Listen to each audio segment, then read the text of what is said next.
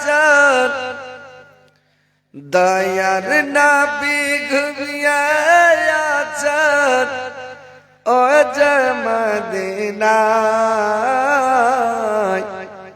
দেখবে যাবে আয় রে তোরা দেখবে ছোটে আয় দেখবে যাবে আয় রে তোরা দেখবে ছোটে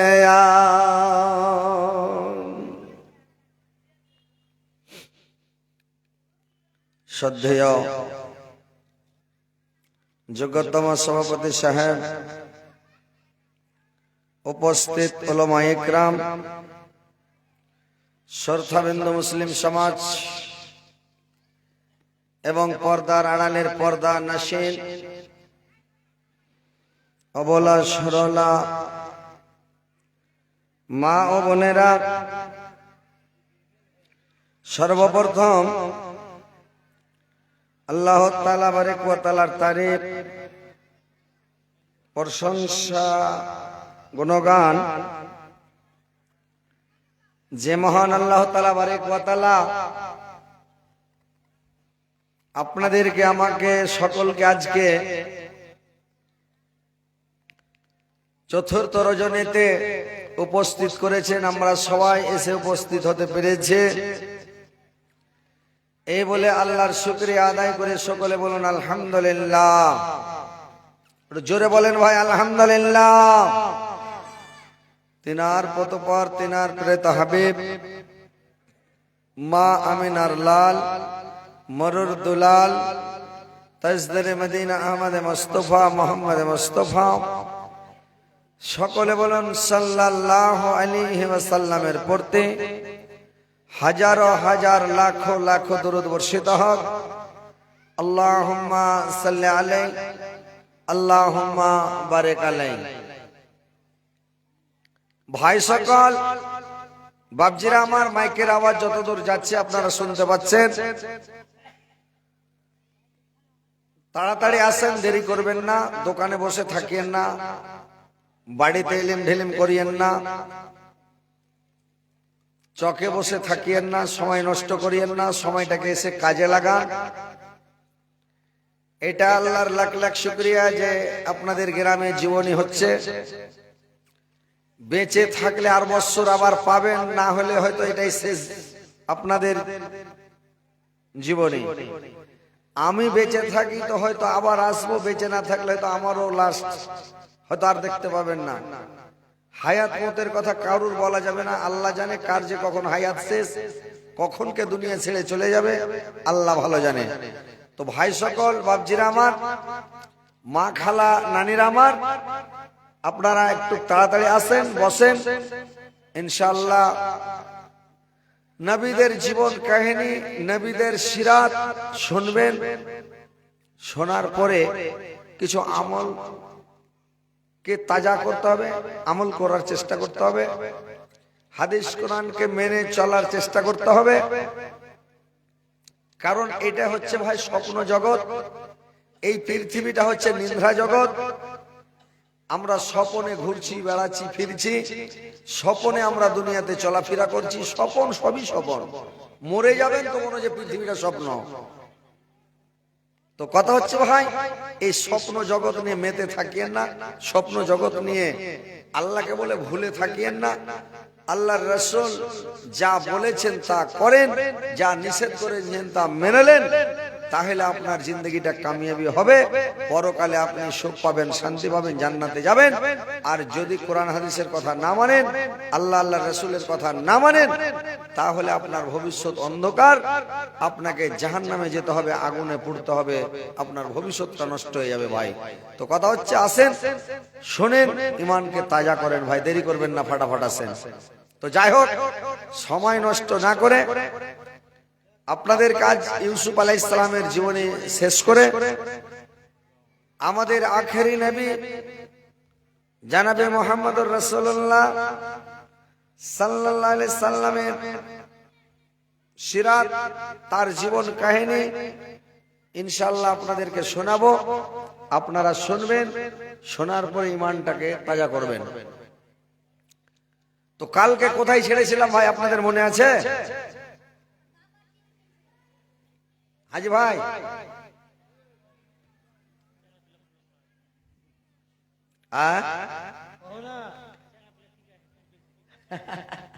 চ্যাংড়া বেলে বেশি মনে করে রাখছে, বড় মানুষ ভুলে গেছে।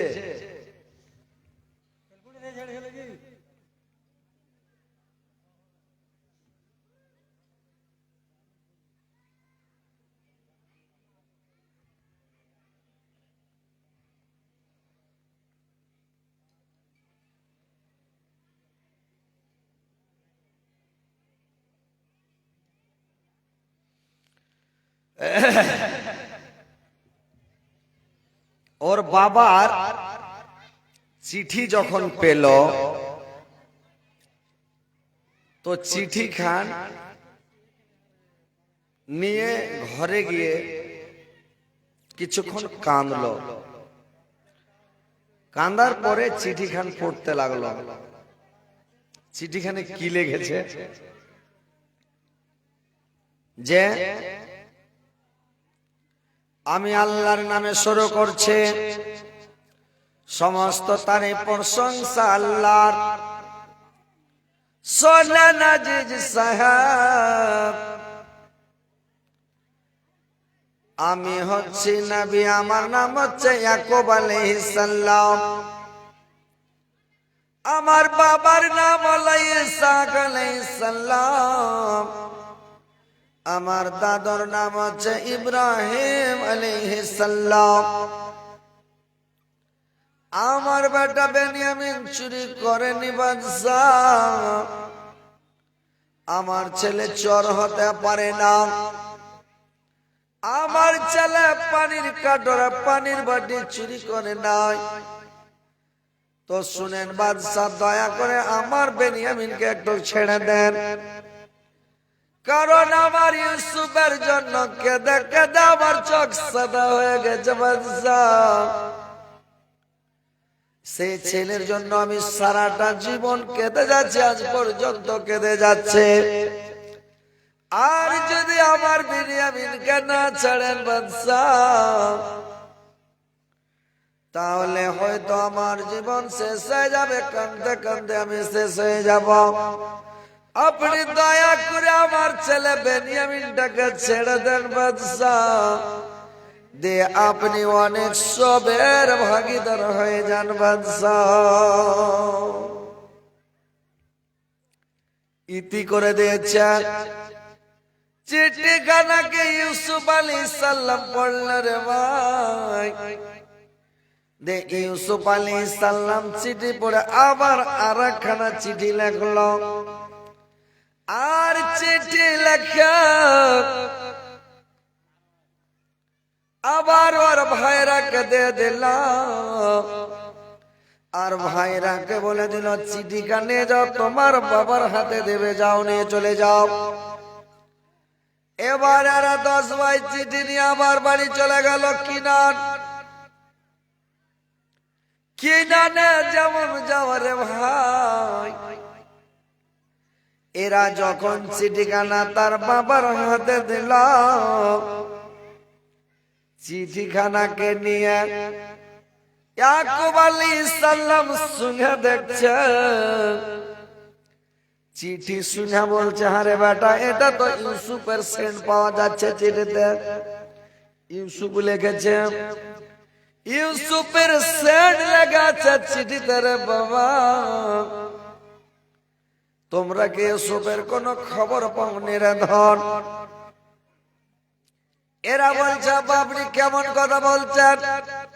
ইউসুফের কতকাল হয়ে গেল মারা, কতদিন হয়ে গেল ইউসুফের মারা, আর আজকে আপনি বলছেন যে ইউসুফের খবর পাওনি, ইউসুফের সেন্ট পাওয়া যাচ্ছে। এইবার তখন করল কি, ইয়াকুব আলাইহিস সালাম চিঠিখানাকে খুলল রে ভাই। আর চিঠিখানাকে খুলে ইয়াকুব আলাইহিস সালাম পড়তে লাগলো। ইয়াকুব পড়ছার বলছে, রে বেটা, তোমরা আমার কথা বিশ্বাস করো না রে দন, যে আমার ইউসুফ এটা নয়। নবী ছাড়া নবীর চিঠি পড়তে কেউ পারে না, নবী ছাড়া নবীর চিঠির উত্তর কেউ লিখতে পারে না। নবীর চিঠি নবীরাই পড়তে পারবে, অন্য কেউ পড়তে পারবে না। নবীর চিঠির উত্তরটা নবীরাই লিখবে, অন্য কেউ লিখতে পারবে না। তো ওই ছেলেটা ইউসুফ ছাড়া অন্য কেউ হতে পারে না। চিঠি কানাকে পড়ে দেখছে, শুনে ইয়াকুব আলাইহিস সালাম, আমি আল্লাহর নামে শুরু করছি, সমস্ত তারিফ প্রশংসা আল্লাহর। শোনেন না নবী গো, আপনি সবর করবেন, সবরের গাছে মেওয়া ফলে। আল্লাহ আপনাকে পরীক্ষায় ফেলেছে চোখের পানি দিয়া, আল্লাহ আপনাকে চোখের পানি দিয়ে পরীক্ষা করছেন। আর মানে যেরকম আপনার মানে দাদুকে, আপনার চাচাকে পরীক্ষা করেছিল আগুন, মানে ইসমাইল আলাইহিস সালামকে আল্লাহ পাক পরীক্ষা করেছিলেন কুরবানি করে। আপনার চাচাকে আল্লাহ পরীক্ষা করেছিল কুরবানি করে। ইসমাইল আলাইহিস সালামকে যখন পরীক্ষা করলো কি করে, যে ইব্রাহিম ইসমাইলকে পরীক্ষা করলো কুরবানি করে। ইসমাইল আলাইহিস সালাম যখন স্বপ্ন দেখলো রে ভাই, স্বপ্ন দেখার পরে তখন ভাবলো আমার ছেলে ইসমাইলকে আমি কোরবানি করছি, জবাই করছে। এবার ইব্রাহিম আলাইহিস সালাম হাজরার কাছে আসে, হাজরাকে বলল, হাজরা আমার ইসমাইলকে তুমি একটু সাজিয়ে দাও, সুন্দর করে সাজিয়ে গুজিয়ে দাও, আমার বন্দর বাড়ি আমি নিয়ে যাব। হাজরা মাতঙ্গিনী করলো কি, ইসমাইল আলাইহিস সালামকে সাজিয়ে গুজিয়ে দিল, নিয়ে যাচ্ছে। আল্লাহ তাকে কত বড় পরীক্ষা করেছিলেন, যে যখন মানে জবাই করতে নিয়ে যাচ্ছে, কুরবানি দেওয়ার জন্য নিয়ে যাচ্ছে, এবার নিয়ে যাচ্ছে, শয়তান বলছে, ইসমাইল তুমি কোথায় যাচ্ছ তুমি জানো? তোমার বাবা তোমাকে কোথায় নিয়ে যাচ্ছে তুমি জানো? ইসমাইল বলল, আমি জানি না কোথায় আমার বাবা নিয়ে যাচ্ছে, আমি জানি না। বললে, তোমাকে তোমার বাবা কুরবানি করার জন্য নিয়ে যাচ্ছে, মিনার মাঠে তোমাকে কুরবানি করবে, তোমাকে জবাই করার জন্য নিয়ে যাচ্ছে, আল্লাহর অর্ডার হয়েছে তোমাকে কুরবানি করবে। ইসমাইল বলল, শয়তান তুই দূর হয়ে যা, আল্লাহর যদি অর্ডার হয়ে থাকে, আমি ইসমাইল কেন, যদি আমাকে 100 বার যদি আমাকে আল্লাহ বলে দেয় জবাই হতে হবে, আমাকে 100 বার কুরবানি দিলাম, আমি রাজি আছি, আমার এতে কোনো আপত্তি নাই। আমার আল্লাহর যদি অর্ডার হয় আমার আপত্তি নাই। এইবার যখন কি করল কি, কুরবানি যখন দিতে নিয়ে চলে গেল, ইসমাইল ইব্রাহিম আলাইহিস সালাম বলছে, ইসমাইলকে বেটারা আমি স্বপ্ন দেখাচ্ছি না বাবা, আমি তোমাকে কুরবানি করছি, জবাই করছি, তোর মতামতটা কি রে বাবা? ইসমাইল আলাইহিস সালাম বললেন, বাবা আপনি যেটা দেখাচ্ছেন আপনি সেটাই করেন, আপনি তাড়াতাড়ি করেন, দেরি করবেন না আব্বা। আপনি যখন আমাকে স্বপ্নে দেখেছেন যে কুরবানি করছে, আপনি তাড়াতাড়ি করে ফেলুন আব্বা। সাতাজাদুনি ইনশাআল্লাহ মিনাস সাবিরিন, ইনশাআল্লাহ আপনি আমাকে সবরকারীর মধ্যে পাবেন, আমাকে সবরকারীর মধ্যে পাবেন আব্বা। আমি পালাপালি করব না, আপনি তাড়াতাড়ি আমাকে আপনি কুরবানি করে ফেলেন আব্বা। দেখেন আল্লাহর পরীক্ষা, আর কেমন সন্তান, কেমন ছেলে, কেমন বাবা, যে বাবা বলল বেটা আমি কোরবানি করছে, কিন্তু আল্লাহ বেটা কত সুন্দর ওকে দান করেছিল, যে বললেন ঠিক আছে আব্বা। আল্লাহ কোরআনের মধ্যে বলে দিলেন সাতাজিদুনি ইনশাআল্লাহু মিনাস সাবিরিন, আব্বা আপনি আমাকে মানে কুরবানি করেন, ইনশাআল্লাহ আপনি আমাকে সবরকারীর মধ্যে পাবেন। আব্বা আমি পালাপালি করব না, আপনি করেন। এইবার ইব্রাহিম আলাইহিস সালাম কুরবানি করার জন্য প্রস্তুতি নিচ্ছেন। ইসমাইল আলাইহিস সালাম বললেন আব্বা আমার তিনটা কথা শুনালেন আব্বা, আমার শেষ টাইম আমি তিনটা ওসিয়ত করে যাচ্ছি আব্বা, এই আমার তিনটা কথা আপনি মেনে নেবেন যে আব্বা। ইব্রাহিম বলল কিরা বেটা, বললে এক নাম্বার কথা হলো আব্বা আপনি দয়া করে আমার হাত পাকে মজবুত করে বেঁধে দেবেন যে আব্বা। আব্বা জীবনের মায়া খুব বড় মায়া জি আব্বা, হয়তো আমি ছটফট করব, হাত পা জাড়াজাড়ি করব, আপনাকে লাত লেগে যাবে, কি আপনার গায়ে আমার রক্ত ভরে যাবে আব্বা, আপনি দয়া করে আমার হাত পাটাকে বেঁধে দিবেন। আর একটা কাজ করবেন জি আব্বা, দ্বিতীয় নাম্বার ওসিয়ত হলো আব্বা আমার মায়ের কোন আর সন্তান সন্ততি নাই আব্বা, আমার মার কোন আর ছেলে পিলে নাই, আমি ইসমাইল ছাড়া আমার মায়ের আর কোন ছেলে পিলে নাই আব্বা, আমার জামা আমার প্যান্ট দুইটা দিয়ে যাবেন আমার মাকে দিয়ে দিন জি আব্বা। আব্বা আমার মা আমার জামা প্যান্টটা গাছের দিয়ে যাবে দেখবে আব্বা, আমার জামা প্যান্ট দুইটা আমার মাকে নিজে দিয়ে দেবেন আব্বা। আর তিন নাম্বার ওসিয়ত হলো আব্বা আপনি যখন আমাকে কোরবানি করবেন তো আমাকে মানে উভুড় করে শুয়ে দিয়ে আব্বা, আপনি আমাকে চিৎ করে মানে জবাই করিয়ে না আব্বা, আপনি আমার মুখের দিকে দেখলে জবাই করতে পারবেন না, ছুরি চালাতে পারবেন না ময়ের ছোটে আব্বা, আপনি আমাকে ওবড় করে দিয়ে ছুরিটা চালাবেন যেন আপনার জানে ময়া দয়া না আছে আব্বা। এই তিনটা ওসিয়ত যখন করল চট করে ইব্রাহিম আলাইহিস সালাম পকেট থেকে একটা রস্সি বের করলো, এখন ছুরি বের করে নিল, ইসমাইলকে বেঁধে দিল, আর বেঁধে দিয়া যখন উবুড় করে শুইয়ে দিল আমি ছুরি চালাবে। ইসমাইল বললেন আব্বা একটু দাঁড়ান আব্বা, আমাকে কেটে দেন না, একটু দাঁড়ান। বললে কি বেটা, বললে আবার একটা কথা শুনেন আব্বা, আমার হাত পাটা খুলে দেন না তো পৃথিবীর মানুষ দুনিয়ার মানুষ আমার কথা বলবে, ইতিহাসে প্রমাণ হয়ে যাবে। ইসমাইল আলাইহিস সালাম রাজি ছিল না, ওর বাবা ওকে ধরে বাইনা জোর পূর্বক ওকে কুরবানি করেছে, জবাই করেছে।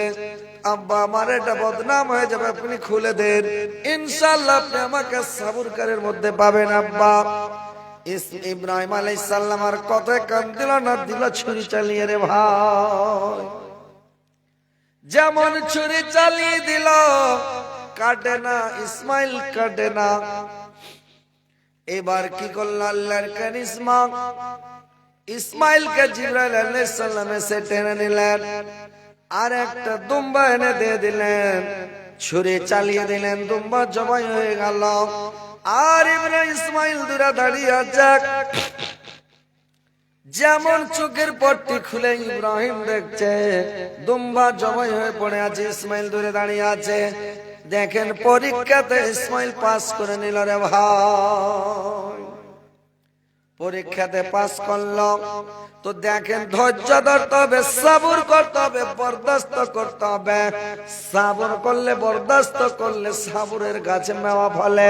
ইউসুফ আলাইহিস সালাম চিঠিতে লিখে দিয়েছে, শুনেন নবী গো, সবরের গাছে মেওয়া ফলে। আপনি ধৈর্য ধারণ করেন। আপনার চাচা ইসমাইল আলাইহিস সালাম সবর করেছিলেন, সবরের ফল পেয়েছিলেন। আপনার বাপ-দাদা ইব্রাহিম আলাইহিস সালাম ধৈর্য ধারণ করেছিলেন, পরীক্ষায় পাস করেছিলেন।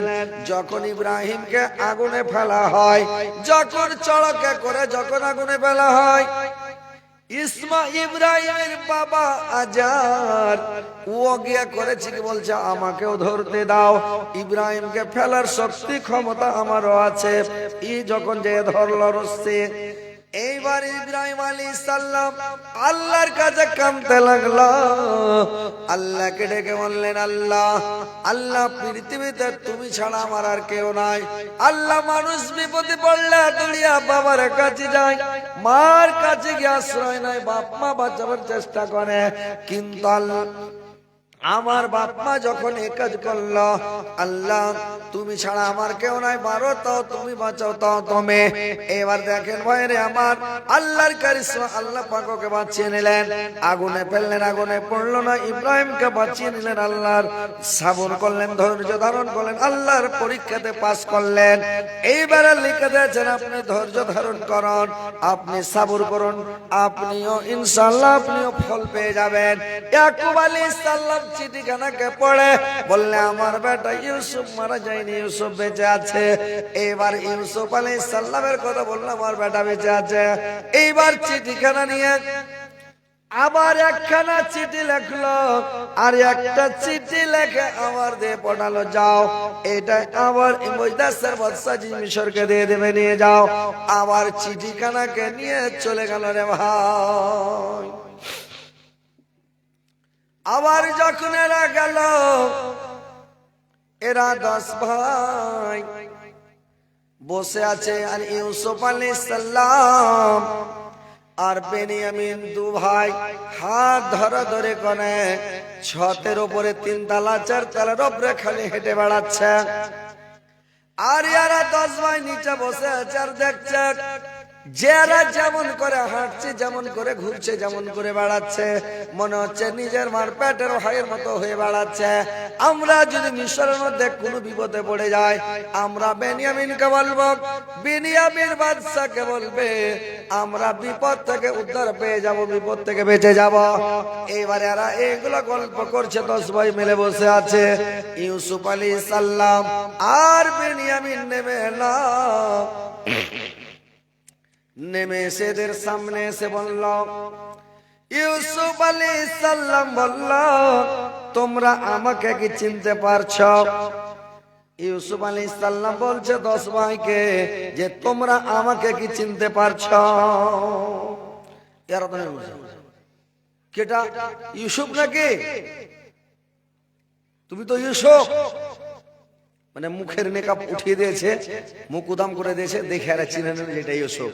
সব 10 ভাই যায় ইউসুফের পা নিয়ে পড়ে গেল, আর পা নিয়ে পড়ে গিয়ে কাঁদতে লাগলো, ভাই রে, এরে ইউসুফ, আমরা কত ভুল করেছি ভাই, তোর উপরে কত জুলুম করেছি, কত অন্যায় করেছি, তোকে কত মেরেছি, কত কষ্ট দিয়েছে, কত সাজা দিয়েছি রে ভাই।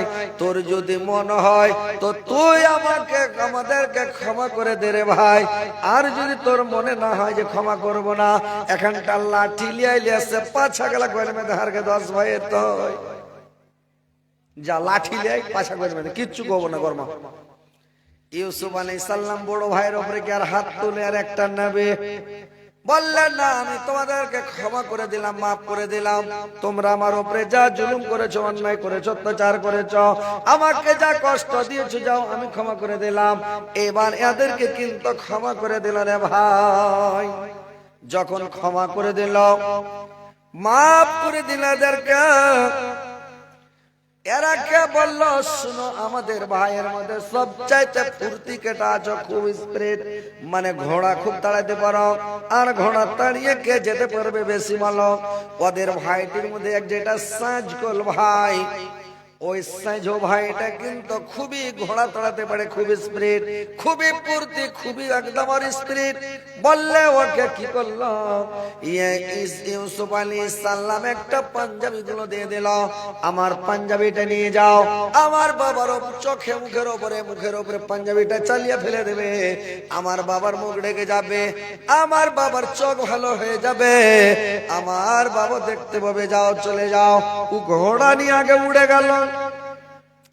আর না ভাই পিছে পিছে যেতে লাগলো। ইউসুফ বলল, তোমরা সবাই বাড়ি যাও, আর বাড়ি গিয়ে তোমরা সবাই যত ফ্যামিলি আছে গোটা ফ্যামিলিকে নিয়ে চলে এসো, যত বাল বাচ্চা যত ওলাদ আছে সবকে নিয়ে চলে এসো মিশরে।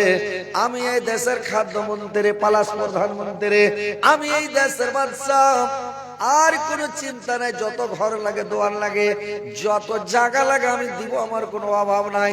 3-4 তলা বিল্ডিং গালা ফাঁকা পড়েছে দিয়ে দেব, মানে সরকারের আর কোন চিন্তা রে ভাই, না হলে বানিয়ে দিয়ে দেবে। বললে যাও তোমরা ফেলে নিয়ে চলে এসো। এরা না ভাই পিছে পিছে যেতে লাগলো, আর সে যে ভাইটাকে ঘোড়া তাড়িয়ে উড়ে চলে গেল। ইউসুফ ইয়াকুব আলাইহিস সালাম বাড়ি থেকে বলছে, আমি মানে ইয়ার সেন্ট পাচ্ছি, আমি ইউসুফের সেন্ট পাচ্ছি, বাড়তে খালি গল্প করছে, ইউসুফের সেন্ট আমার কেন লাখে লাগছে। ভাইরে আমার, বন্ধুরা আমার, ইউসুফ আলাইহিস সালাম এর পায়ে পাঞ্জাবিটা যে দিয়েছে, ওর মেসেজ ভাই নিয়ে গেল।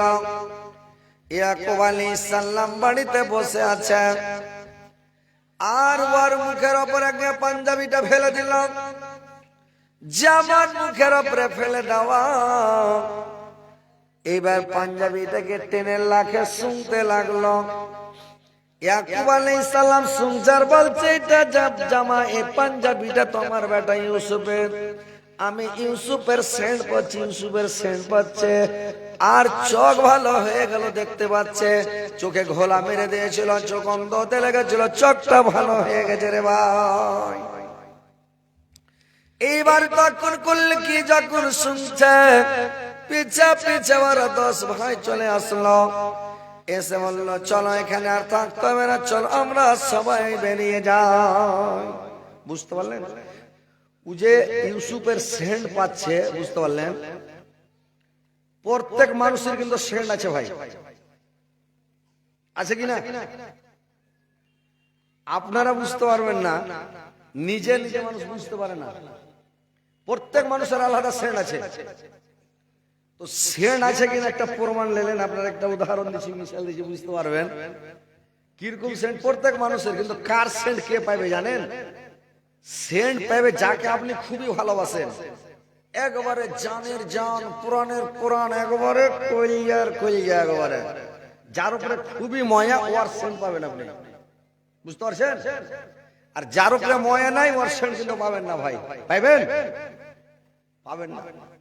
যখন নতুন বিয়ে শাদী করে নিয়ে এলেন, বিয়ে করে আনার পরে যখন বেসর ঘর দেওয়া হলো, সোহাগ রাত, যেইটাকে ফুলসজ্জা রাত্রি বলা হয় রে ভাই, ওই বিয়ের দিন যখন আপনাকে বেসর ঘর দেওয়া হলো, নতুন স্ত্রী পেলেন, নতুন বউ পেলেন, এবার চিনার পরিচয় হলো।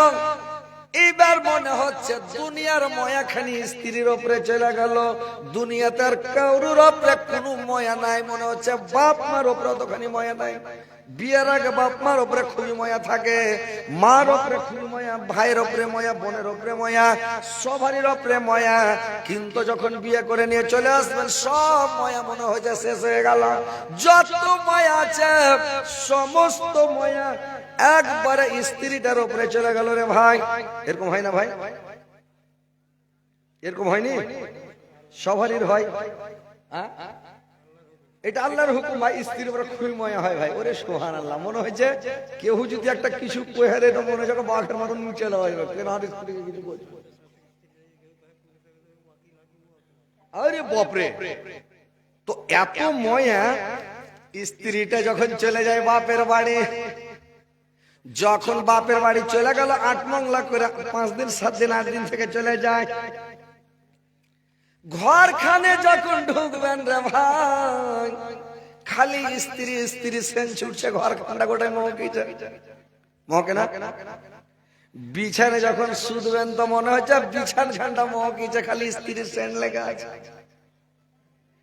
পাখা গেলা, বালিশ গেলা, লেহলি খানটা যেখানে লেহলি দুজনা গায়ে দিয়ে শুয়েছিলেন, মনে হচ্ছে লেহলিটা থেকে মানে স্ত্রী স্ত্রী সেন ছুটছে।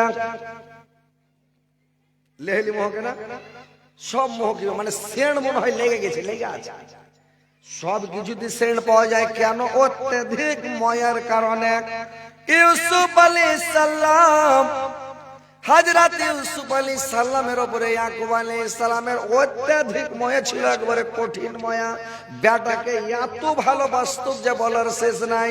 তো ভাইরে আমার, বেটার উপরে এত ময়া যে বেটার সেন্ট কিন্তু পাচ্ছে, বুঝতে পারছেন? মানে আমি এটার প্রমাণ পেয়েছি ভাই, বলে এটা হাদিসেও পড়েছি তাফসিরে, আর তাফসিরে পড়ার পরে সেটা মিলিয়েও দেখেছি। তার মানে যেটা আমার আগের স্ত্রী ছিল, স্ত্রীটা যখন মরে গেল, তো মরে যাওয়ার পরে 2 মাস 4 মাস 6 মাস পরেও, 2-3 মাস পরে 6 মাস পরে ওর কাপড় গালা যখন লাখের কাছে নিয়ে যেতাম, শুনে দেখতাম তো মনে হচ্ছে সেন্ট পাচ্ছি, মনে হচ্ছে আমার স্ত্রী বেঁচে আছে, সব সেন্ট পাচ্ছি। ময়া খুবই ছিল ওই লেগে। আর এখন যেটা স্ত্রী আছে এর উপরে তো ময়া নেই, আর কাপড় শুনে ছেড়িবেন আরো মিটার গরম হয়ে যাচ্ছে, বুঝতে পারছেন? শ্রেণী পাওয়া যায় না।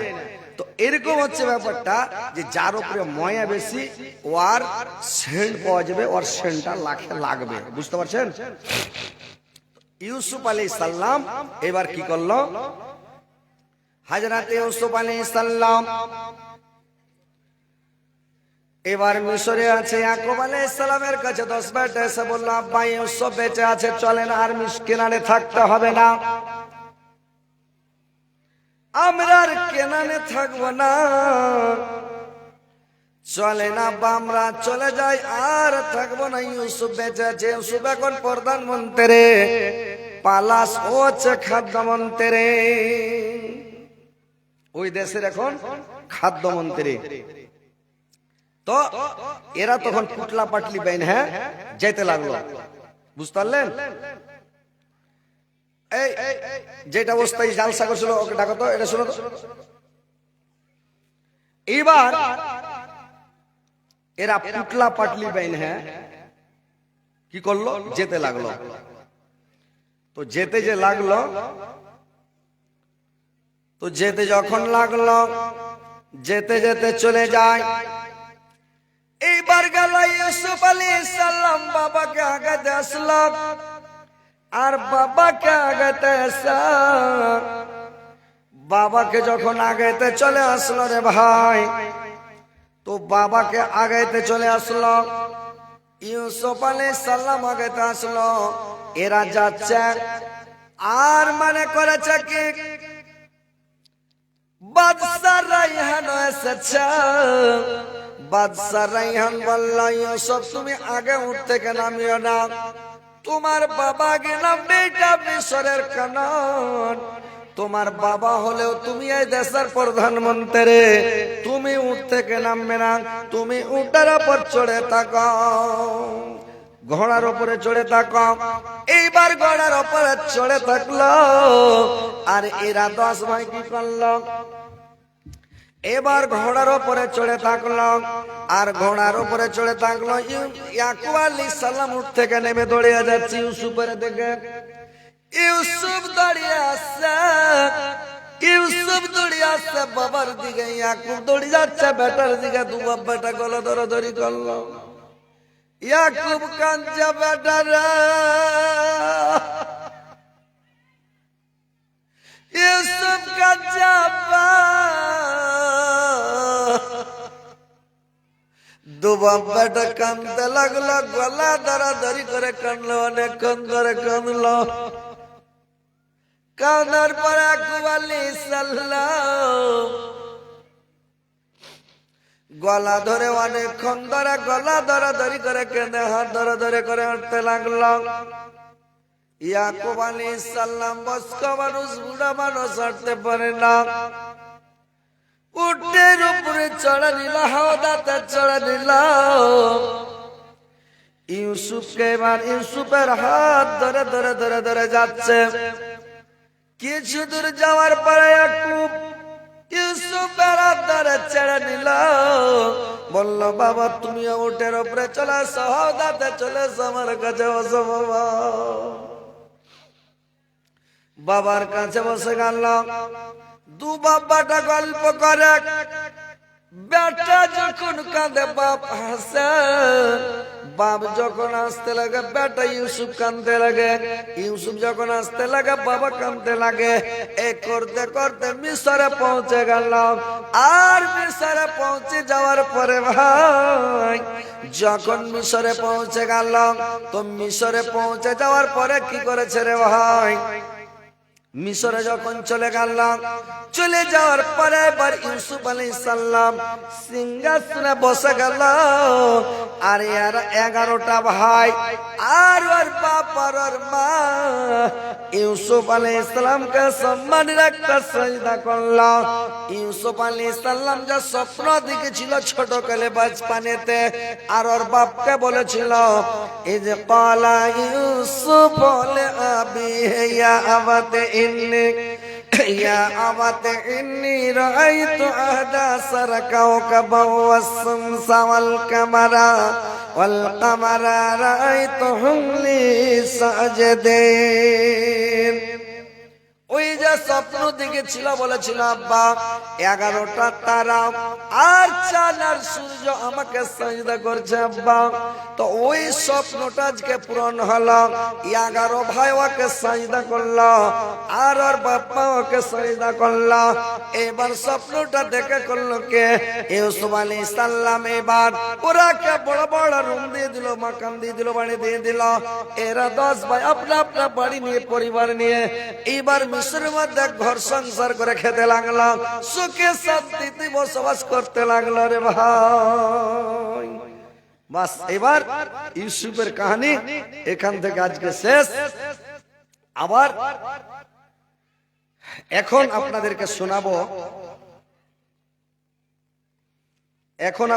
শোনাবো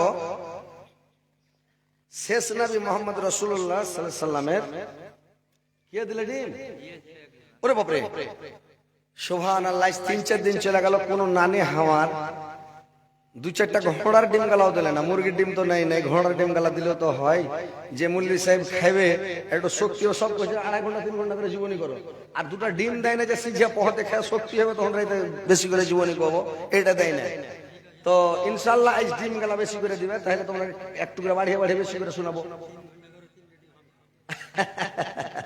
তো একটু করে বেশি করে ডিম গালা দিতে হবে। তো আমি 5-7 মিনিটের মধ্যে আমি আসছি, মানে এখন এই যে শেষ নবীর চালু হবে জীবনী। তো গাজল কইতে পারো তো, লাগছে নাকি? হ্যাঁ, একটু 2-4টা কথা বলো, আর আমি 5-7 মিনিটের মধ্যে চলে আসছি আর কি। হ্যাঁ, তারপরে ইনশাআল্লাহ আপনাদেরকে ফের আমি শোনাচ্ছি। কেউ এলোমেলো হবে না, পালাপালি করবেন। এখন শেষ নবীর শুরু হয়ে যাবে, শেষ নবীর জীবনী চালু করে দেবো ইনশাআল্লাহ। আপনারা বসে থাকেন, বন্ধ করে দেবেন। ঠিক আছে, বসুন।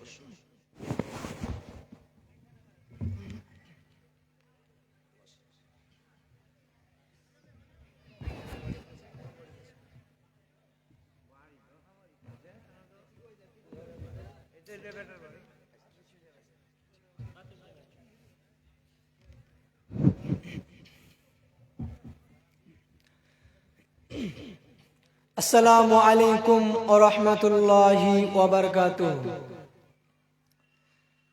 ইন্নাল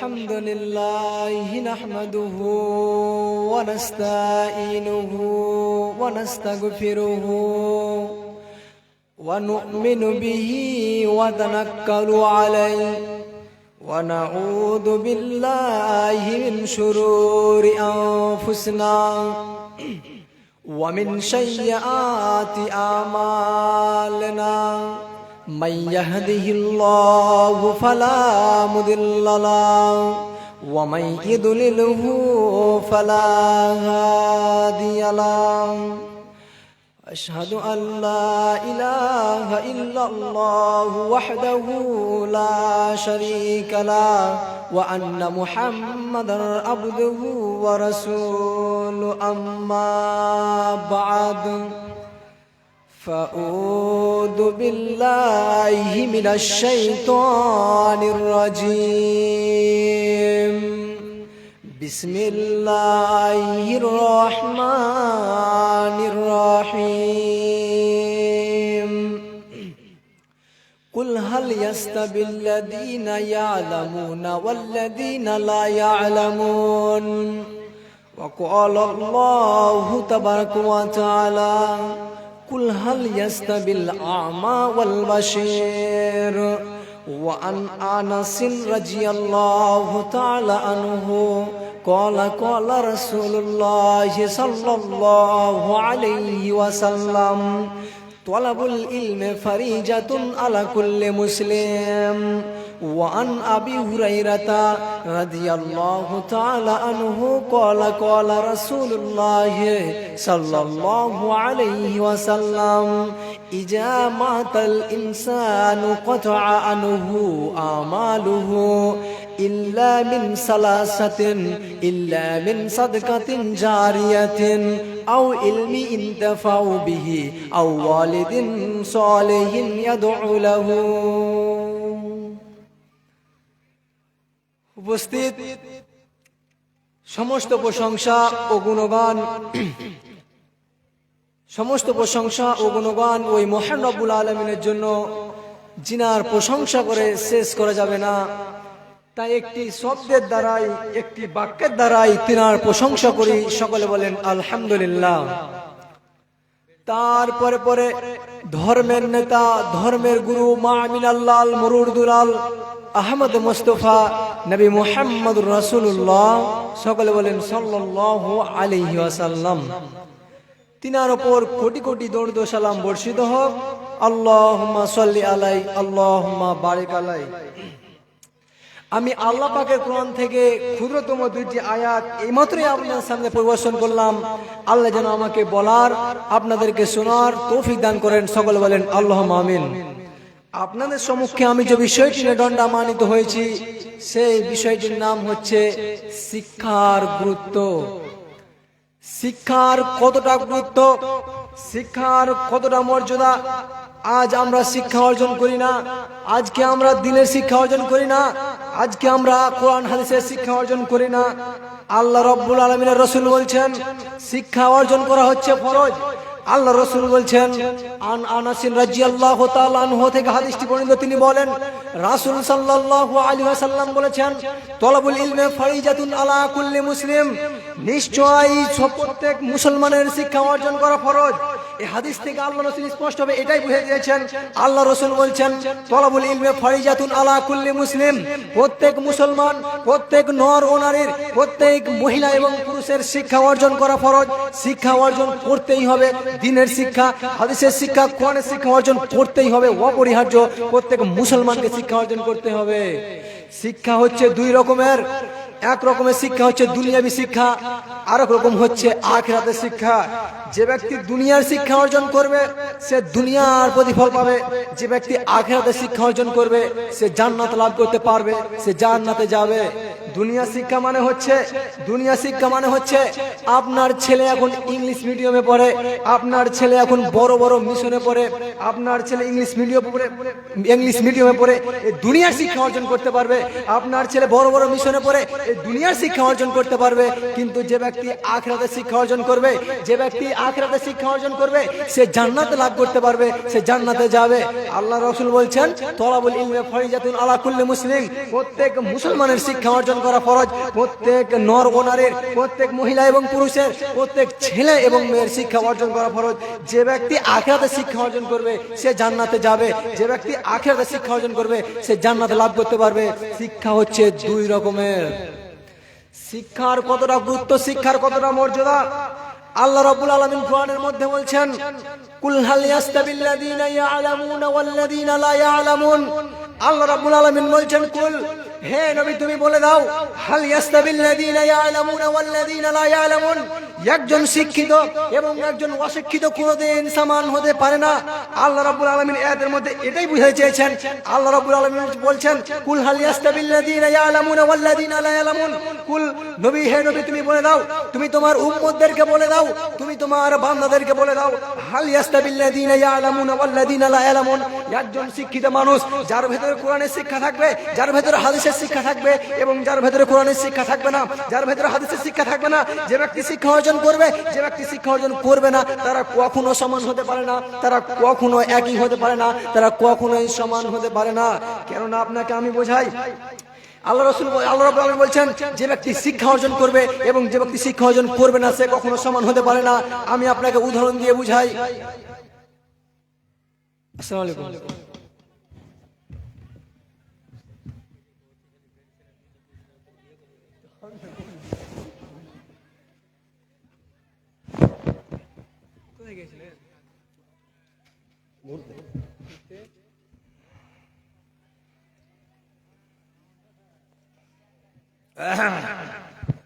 মন করেছেন সব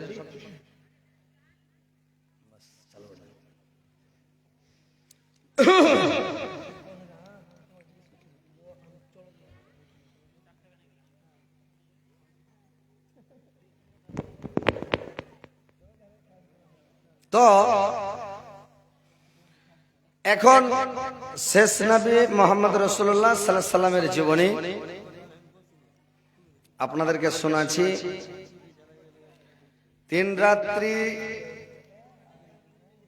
ধরেন, 2.5 রাত্রি আর কি,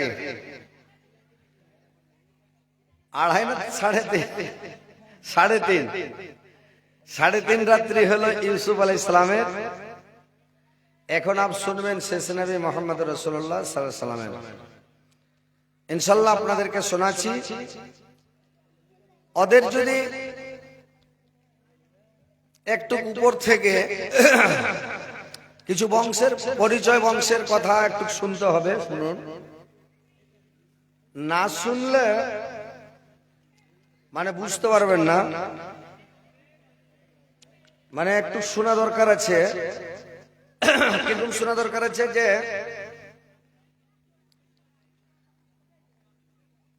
আমাদের নবী মুহাম্মদ রাসূলুল্লাহ সাল্লাল্লাহু আলাইহি সাল্লামের বাবার নাম হচ্ছে আব্দুল্লাহ। আব্দুল্লাহর বাবার নাম হচ্ছে আব্দুল মুত্তালিব। আব্দুল মুত্তালিবের বাবার নাম হচ্ছে হাসেম। হাসেমের বাবার নাম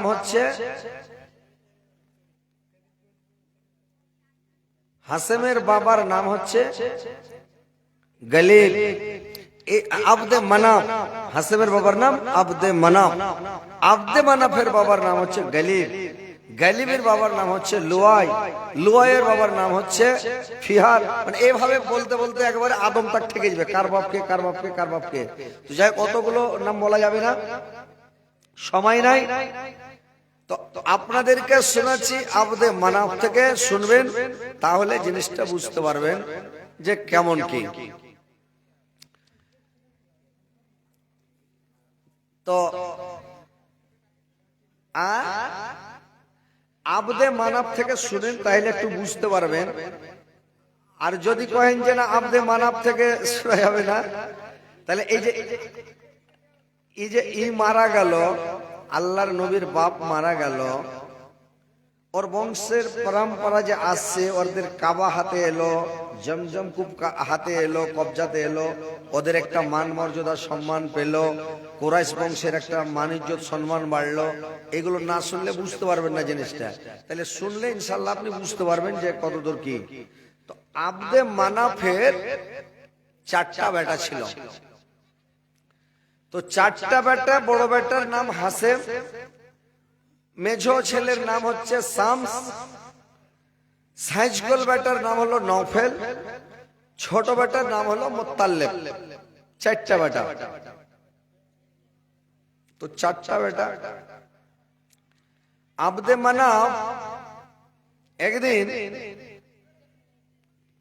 চারটা বেটাকে ডাক দিল, আরে বেটা হাসেম, আরে বেটা শামস, আরে বেটা নৌফেল, আরে বেটা মতলব, তোমরা কোথায় আছো বাবা? তাড়াতাড়ি আমার কাছে চলে এসো রে দাও। এবার যখন চারটা বেটা চলে আসলো, আব্দে মানা বললা, রে বাবা, আরে বেটা তোমরা দেখতে পাচ্ছ রে দাও, আমার স্মরণ শক্তি কমে গেছে, দৃষ্টি শক্তি কমে গেছে, আমার ধৈর্য শক্তি কমে গেছে, শরীর কমজোর হয়ে গেছে, কঙ্গল হয়ে গেছে, আমার শরীর দুর্বল হয়ে গেছে। বেটা একটা কাজ করো, আমি আর কাবা শরীফ দেখাশোনা করতে পারবো না, হয়তো কখন মারা যাব। আমি তোমাদেরকে কাবার চাবি দিয়ে দিচ্ছি রে বাবা, কাবা শরীফের চাবি দিয়ে দিলাম। তোমরা কে নিবে চাবিটার? কাবা শরীফের দেখাশোনা কে করতে পারবে? বাবা বললাম। এরা ভাইরা মুখ দেখা দেখি করতে করতে করতে করতে বলছে, বাবা আমার বড় ভাই হাসেমকে দিয়ে দেন চাবিটা, আমার বড় ভাই দেখাশোনা করবে, হেফাজত করবে, আমার বড় ভাইয়ের হাতে চাবিটা দিয়ে দেন। এবার কি করল? চাবিটা যখন ওর হাতে দিয়ে দিলাম, হাসেমের হাতে যখন চাবি দিয়ে দেওয়া হলো, এবার হাসেমের হাতে যখন চাবি দিয়ে দিলাম, কাবা শরীফের দেখাশোনা করতে লাগলো, দেখভাল করতে লাগলো। হাজিরা যখন হজ করতে ঠান্ডার মৌসুমে আসে, তাদেরকে শীতকালে হলে তাদেরকে মানে থাকার ব্যবস্থা করে দিতে হবে, বর্ষাকালে হলে তাদের থাকার ব্যবস্থা করতে হবে, গরমকালে এলে ছাঙ্গের ব্যবস্থা করতে হবে, আর হাজিদের দেখাশোনা করতে হবে, দেখভাল করতে হবে। এভাবে তখন হাসেম দেখাশোনা করতে লাগলাম। করতে করতে করতে করতে একদিন হাসেম বলল কি, হাসেম করল কি, তার মানে লোকজনকে তৈরি করে মক্কা নগরীর লোক, শাম দেশের লোক, সিরিয়ার লোক, আরব শাম সিরিয়া বিজনেস করতে মক্কার লোক না গেলে খেতে পাবে না। ওরাকে শাম দেশ সিরিয়ার দিকে যেতে হবে, ফিলিস্তিনের দিকে যেতে হবে ভাই, ওরাকে ব্যবসা করতে যেতে হয়, বিজনেস করতে যেতে হয়, যেতেই হবে বছরে এক দুবার। এবার করলো কি হাসেম, একটা কাফেলা তৈরি করলো, আর একটা কাফেলা তৈরি করে একটা দল তৈরি করে এবারে যেতে আরম্ভ করলো। যেতে যেতে যেতে যেতে যখন মদিনা চলে গেল, মদিনাতে যাওয়ার পরে এক জায়গায় আর ডেরা তম্বু করলো, আর ডেরা তম্বু করে বলল আজকের রাতটা আমরা এখানে মদিনাতে কাটাবো, আর সকালবেলা আবার রওনা হয়ে যাব, আমরা যেতে লাগবো শামের দিকে, শাম সিরিয়ার দিকে রওনা হয়ে যাব। এরা যখন ডেরা তম্বু করল, তখন করল কি, ওইখানে একটা খুব পয়সাওয়ালা লোক ছিল, ধনশালী লোক, অর্থশালী লোক, খুবই জমিদার লোক। ওই লোকটা দেখে নিল হাসেমকে, হাসেমকে দেখে বলল, হাসেমের চেহারা দেখে অন্য লোককে জিজ্ঞাসা করলো, তোমাদের দলটার সর্দার কেটা, মালিক কেটা? বললে আমাদের দলের সর্দার হচ্ছে আবু, মানে এই হাসেম, ওই সুন্দর ছেলেটা। এবার ওই লোকটার নাম হচ্ছে মালিক বিন, লোকটার নাম হচ্ছে উমার বিন নাবেদ। ওই উমার বিন নাবেদ লোকটা গিয়া তখন করলো কে, উমার বিন নাবেদ। এইবার উমার বিন নাবেদ গিয়া হাসেমকে বলল, বাবা তোমরা তোমাদের দলের মধ্যে কাফেলাতে কতটা জন আছো? বললে আমরা 41 জন আছি। বললে আজকে রাত্রে তোমাদের দাওয়াত থাকলো, তোমাদেরকে আমার বাড়িতে আজকে দাওয়াত খেতে হবে। বললে ঠিক আছে। এইবার যখন খানা পানি তৈরি হয়ে গেল, সব রেডি হয়ে গেল, এবার হাসেম কি করল? এবার হাসেম কি করল রে ভাই? যে হাসেম কি করল? মানে উমর বিন নাবেদ বলল, দুইজন করে করে তোমরা খেতে বসাও। 20 বেড়ে 40 জন শেষ। এইবার লাস্টের বেলা হাসেম একাই খেতে গেল। আরে একাই যখন লাস্টের বেলা যখন খেতে গেল, শেষের বেলা যখন একাই খেতে গেল, তখন কি করলো রে ভাই? শেষের বেলা যখন খেতে গেল, একা ঘরের মধ্যে খেতে বসেছে। আর যখন একাই খেতে বসেছে, উমর বিন নাবেদ ওর বেটিকে সালমাকে বলল, যাও মা, তুমি ওই ছেলেটাকে খাওয়ার দাও গা, যাও। এইবার উমর বিন নাবেদ যখন বলল, ওর বেটি যায় করলো কি? ওর বেটি যায় করলো কি? আকে খিলাতে মানে খাওয়ার দিতে গেল হাসেমকে। এইবার ওর হাসাব সালমার চেহারা দেখে আর মন মাথা খারাপ। সালমার এত চেহারা এত সুন্দর যে চেহারার দিকে তাকা যায় না রে ভাই। যেমন হাসেম সুন্দর, খালি ডগমগ করছে, চেহারা ফুটে পড়ছে, ওইরকম সালমার চেহারা খালি ফুটে পড়ছে, একেবারে ডগমগ করছে চেহারা।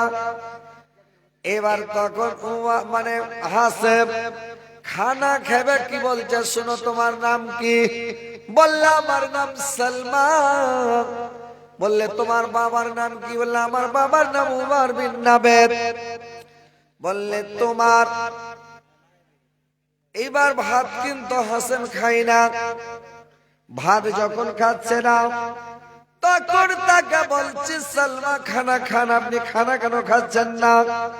বললে শোনো, তোমার বাবাকে আগে বললো, আমার একটা শর্ত আছে, তোমার বাবার সাথে কিছু আমার কথা আছে। যদি তোমার বাবা আমার শর্তটা মেনে নেয় তো খানা খাবো, আর যদি শর্তটা না মানে তো খানা খাবো না।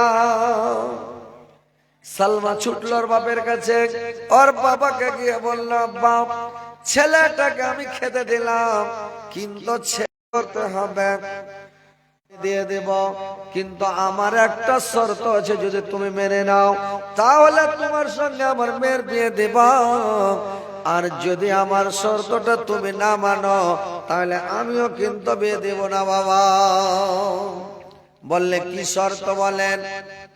বললে শুনো হাসান, আমার শর্ত হলো আমি তো বিয়ে দিয়ে দেব, আমার মেয়েকে নিয়ে চলে যাও, কিন্তু আমার মেয়ে যেদিন গায়ে ভারী হবে, গর্ভবতী হবে, 1 মাস 2 মাস করতে করতে যখন 7 মাসের গায়ে ভারী হবে, তো 7 মাসের গায়ে যখন ভারী হবে, তখন আমার মেয়েকে আমি কিন্তু তোমার বাড়ি আনতে যাব না, আমার মেয়ে সালমাকে আমার বাড়ি তোমাকে পৌঁছে দিতে হবে। এবার কিন্তু তুমি যদি রাজি হও বাবা তো বিয়ে দেব, আর যদি তুমি রাজি না হও, আমার শর্তটা না মানো, তাহলে কিন্তু বিয়ে দেব না। কিন্তু মনে মনে ভাবছে এটা শর্তটা তো কিছু লাই, বিয়ে তো দেবই, এটা একটা শর্ত লাগাই। হাসেম বলল, ঠিক আছে বাবা, আপনার শর্ত আমি মেনে নিলাম, আপনার মেয়ের সাথে বিয়ে দেন, আমি যেই দিন 7 মাসের গায়ে ভারী হবে আপনার বাড়ি এনে আমি দিয়ে দেব। ওই জামানাতে ওই দেশে এই ব্যবহার ট্যাবহারের তখন সিস্টেম আলা ছিল না। আর বিদায় মানে শেষ বিদায়, মানে আর যে যাবে কি যাবে না, একদম বিদায় করলে চলে এলো। এখন তো নতুন সিস্টেম উঠেছে আমাদের দিকে, এখন সবই বেড়ে গেছে নতুন, এটা সিস্টেম বন্ধ করতে হবে ভাই। আপনার মালদা থেকে আগে শুরু হয়েছে এটা জিনিস, এখন একেবারে গোশত লাগবে, খাসি লাগবে, পোল্ট্রি লাগবে, ওকে চিনি টিনি দুধ যত চাল ডাল ঘোড়ার ডিম টিম সবই লাগছে, সবই দিতে হবে। আমাদের এলাকার একটা এখানে ওরকম বিদায় হলো আপনার, কিন্তু ট্রেন বাস টাস এগুলা ছিল না, জাহাজ পাহাড় ছিল না। এইবার তখন কি করলো, নিয়ে গেল, নিয়ে যে ওমর বিন নাবেদের বাড়িতে অমুক শহরে ওকে দফন করে দিলাম। কাফেলাটা ঘুরে বাড়ি চলে আসলো। এবার চলে আসলো, থাকে থাকে থাকে এইবার সালমার যদি 10 মাস 10 দিন জমে গেল, ওর পেট থেকে বাচ্চা হলো রে ভাই। বাচ্চা যে হলো, তো বাচ্চাটা হলো তোর মাথার চুল হলো সাদা,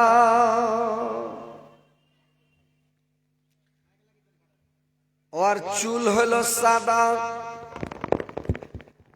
এবার ওর চুল হলো সাদা,